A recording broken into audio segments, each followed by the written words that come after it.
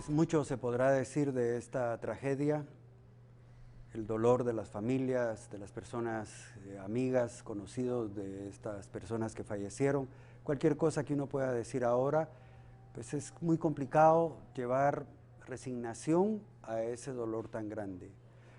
Andrea, usted estuvo en las cercanías bueno, estuvo en el volcán este sábado. ¿Usted recuerda cuáles eran las condiciones reales del clima en esas horas de la noche? Vientos muy fuertes, bastante frío. Yo casi no pude dormir porque se escuchaba el ruido de la carpa constantemente moviéndose por el viento y luego que empieza a llover. Eh, Creo que tener una buena carpa, teníamos un buen saco de dormir, entonces sí estaban esas condiciones bastante extremas afuera, pero nosotros estábamos bastante seguros. Pasamos la noche tranquilamente, solo la pasé en vela por el ruido que hacía la carpa. En la mañana vimos que el clima aún seguía muy mal para ir a la cumbre, ya que desde ese campamento nos faltaba como 1 hora y media para ir a la cumbre. Vimos que el clima estaba así y simplemente decidimos bajar. Eh, Escalar un volcán se convierte como en una aventura, ¿verdad? En este caso, este grupo de jóvenes y adultos no llevaban el equipo que ustedes tenían. ¿Cómo podríamos en el futuro evitar una tragedia tan lamentable como esta? Es necesario saber qué equipo se necesita llevar a la montaña y por lo menos estar conscientes que si no se tiene ese equipo, no se puede uno arriesgar más de la cuenta. Si el clima está estable y sabemos de que no va a suceder algo así, pues las personas no tienen que tener el equipo más especializado. Pero si en la previsión del tiempo dice que va a hacer mucho frío, que va a haber mucho viento y al mismo tiempo no tenemos el equipo adecuado, entonces decidir no quedarse, no ir, o si uno no supo del clima y va y ve que está muy malo, bajar a tiempo. Usted sabe que estos días pues, se conocen muchas versiones, ¿no? Una de ellas es de que hay turistas extranjeros y visitantes guatemaltecos que les gusta la aventura y que hay casos en los que algunos hasta suben con pantaloneta, pensando que esa es una forma más fácil de llegar. ¿Cree usted que eso es lo adecuado? No, hay que subir con pantalones de tela, es una tela que se seca rápido. Entonces, aunque sean largos, son livianos y no nos generan calor, pero si se mojan, se secan muy rápido. Creo que mucho del equipo, muchas de las personas que suben a nivel recreativo, tal vez comprar esto resulta caro, pero es mejor saber que se necesita un presupuesto, tal vez ahorrar un poco para comprar los pocos elementos que sí son esenciales. Y uno de ellos es la chaqueta impermeable cortaviento.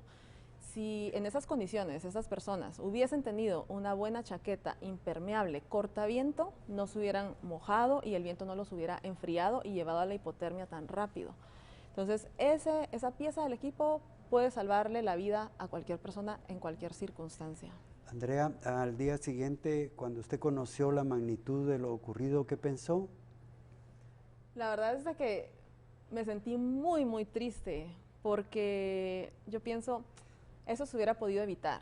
Imagínate en otras montañas nevadas, así como en el Everest, que tienes temperaturas de -40, si hay viento puede bajar a -60 grados y las personas no fallecen por el frío, porque van bien preparadas para ese frío.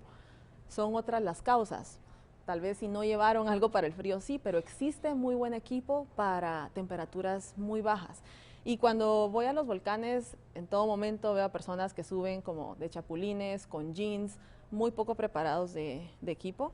Y es tan fácil al final dar esa información y tal vez yo me he sentido un poco mal con esto porque dije, bueno, tal vez también yo subestimé la situación y yo hubiera podido compartir desde hace mucho tiempo más información al respecto. Y como ahora estamos concentrados en ver hacia el futuro y ver cómo evitamos este tipo de tragedias, estoy comprometida en compartir más y más información. De hecho, ya subí a mis redes un decálogo de seguridad.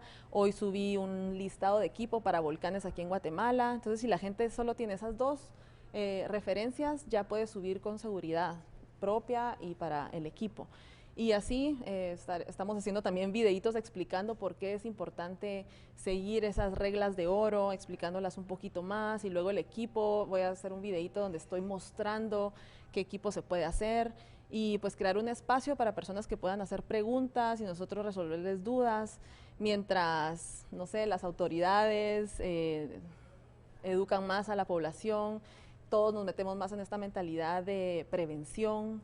Mientras surge algo que pueda regular también a los guías que llevan personas para que se puedan certificar, sepamos que tienen conocimientos en primeros auxilios y ya sean personas más profesionales y preparadas para llevar a grupos.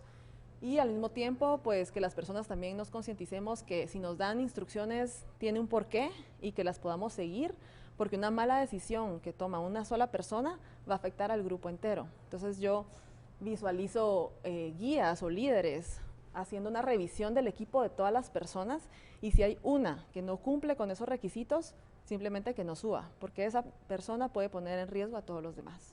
A ver, como ahora usted bien lo plantea, hay que ver hacia adelante. Esas autoridades municipales en los alrededores de los volcanes, ¿cuál debería de ser su rol de aquí en adelante?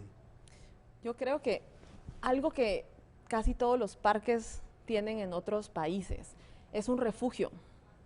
Entonces las personas y señalizar muy bien los senderos, decir por aquí es si quieres llegar aquí, y por allá es si quieres llegar a la otra cumbre, por ejemplo, y en medio, no sé, en la Horqueta, en algún lugar, en el volcán, un refugio en donde todas las personas sepan a dónde ir si algo así llega a suceder, porque yo puedo entender muy bien el hecho que una temperatura tan baja, vientos tan fuertes, no son comunes en el Acatenango, y tal vez muchas personas por eso mismo no se prepararon adecuadamente. Si las personas conocen el lugar o saben llegar por la señalización a un refugio, eso se hubiera podido evitar. Y muchos parques en otros lugares tienen esa práctica, es muy común que hayan refugios. Bueno, estamos platicando con Andrea Cardona, ella tiene muchísima experiencia. Cuando regresemos del corte comercial, yo le quiero preguntar si subir un volcán lo podemos señalar como un deporte extremo. Vamos a regresar en un momento entonces con esta respuesta.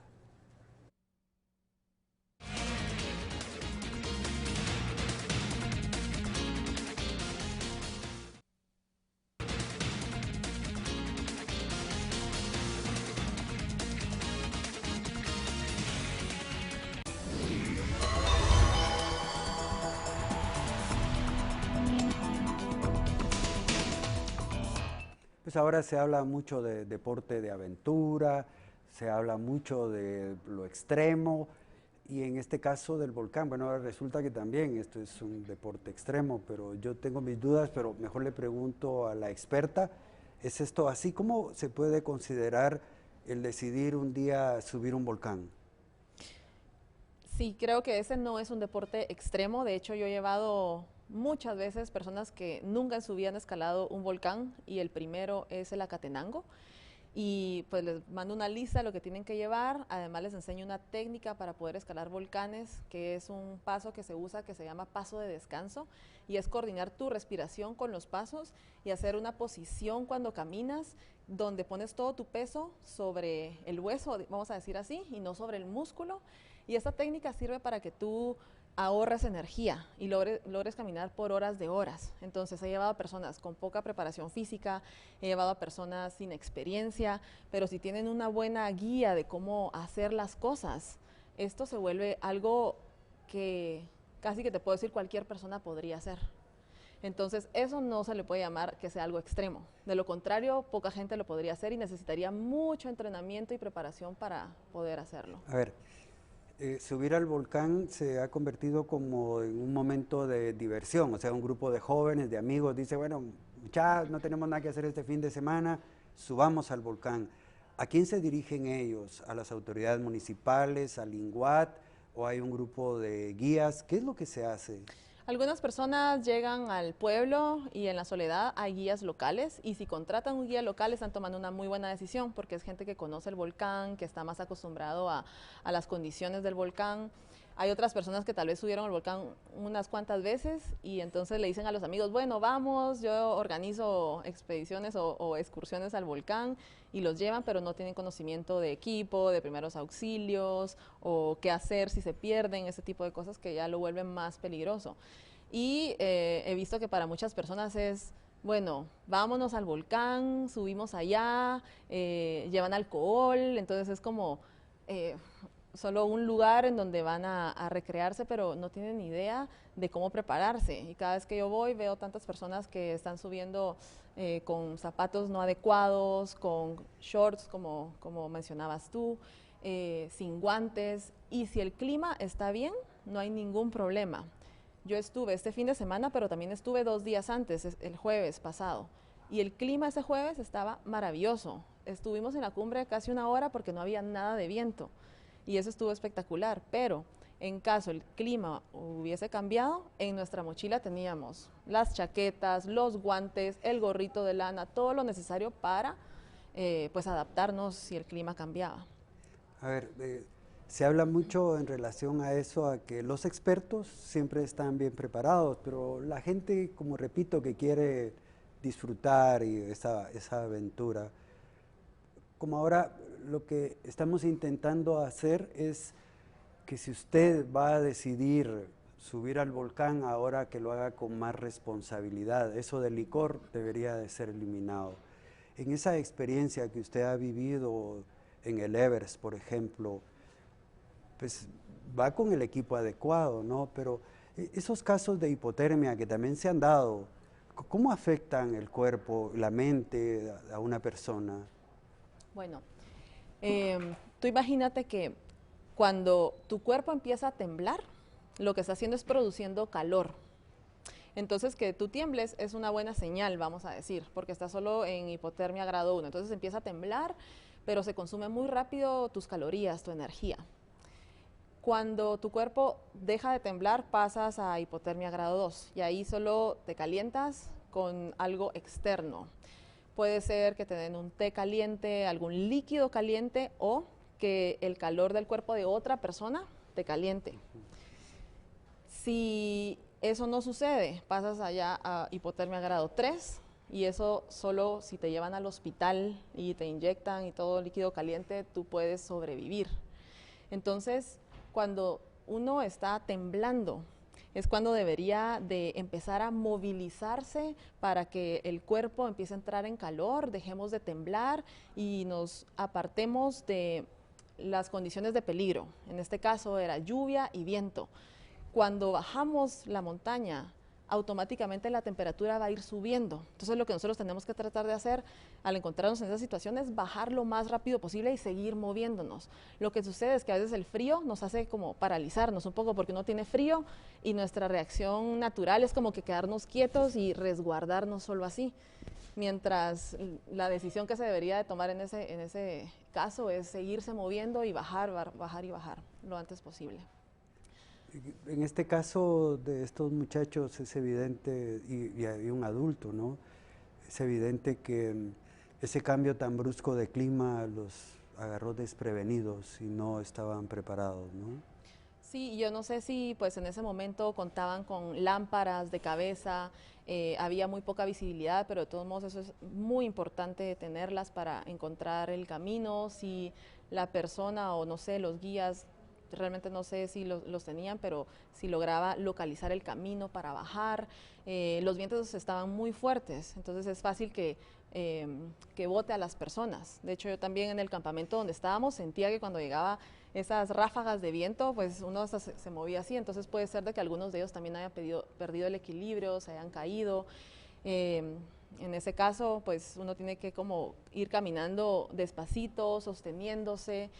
Y bueno, yo creo que en general, y volviendo al tema que tú me decías antes, es fácil ser profesional e ir bien preparado, pero ¿cómo hacemos para que todas las personas que quieran disfrutar del aire libre, de los volcanes que tenemos tan maravillosos aquí, lo puedan hacer en plena seguridad? Y creo que estando conscientes del equipo que hay que llevar es el paso número 1, pero sobre todo, si no tenemos un buen equipo para acampar, no lo hagamos. Podemos subir y bajar el volcán en un solo día, podemos por lo menos subir hasta la mitad del volcán y bajar. Lo importante es no poner en riesgo nuestra vida ni la de los demás por hacer algo que todavía no tenemos las condiciones ideales para hacerlo. Podemos ir poco a poco. A mí me encantaría que este deporte se siga desarrollando, que más y más personas vayan a la naturaleza, pero es una cuestión de educación. Tenemos que crear más conciencia, dar más información a todos sobre cómo convivir al aire libre. Esto, si te das cuenta, es algo muy nuevo, es algo muy reciente de los últimos años. Y pues existe, así como ha existido en otros países, años en los que empezaron a crear los parques, empezaron a informar a las personas, y ahora vas a estados, por ejemplo en los Estados Unidos, en Seattle, en Colorado, tú ves una cultura de las familias. Ellos ya tienen un montón de parques, todos acampan, saben cómo hacerlo, y en nuestros países eso todavía está muy atrasado, pero estamos en este momento en el mejor para que unamos esfuerzos, todas las autoridades, las personas que sabemos más de montaña, empecemos a compartir más eso y empecemos haciendo prácticas seguras para todos. ¿Usted recuerda, usted habla que las condiciones del clima eran duras, viento, lluvia?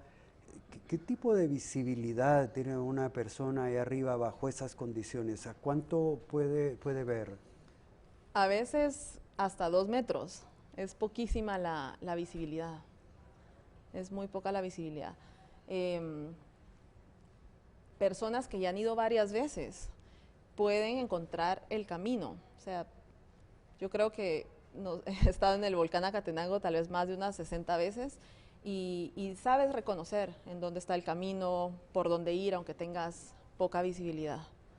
Usted no escuchó nada hasta el día siguiente, era imposible poder socorrer a alguien ahí. En el caso de usted, del grupo que usted llevaba. Sí, totalmente, porque nosotros acampamos en un área del volcán que se llama El Mirador, que son unas plataformas que están justo enfrente del volcán de fuego. Las personas que tuvieron el accidente estaban en la horqueta, que es como a la mitad o en medio de las dos cumbres del Acatenango. Entonces es como que nosotros estuviésemos aquí, ellos estaban acá en la horqueta y la cumbre queda acá. Al otro día nosotros íbamos a subir desde acá hasta la cumbre, pero eran 2 rutas completamente distintas.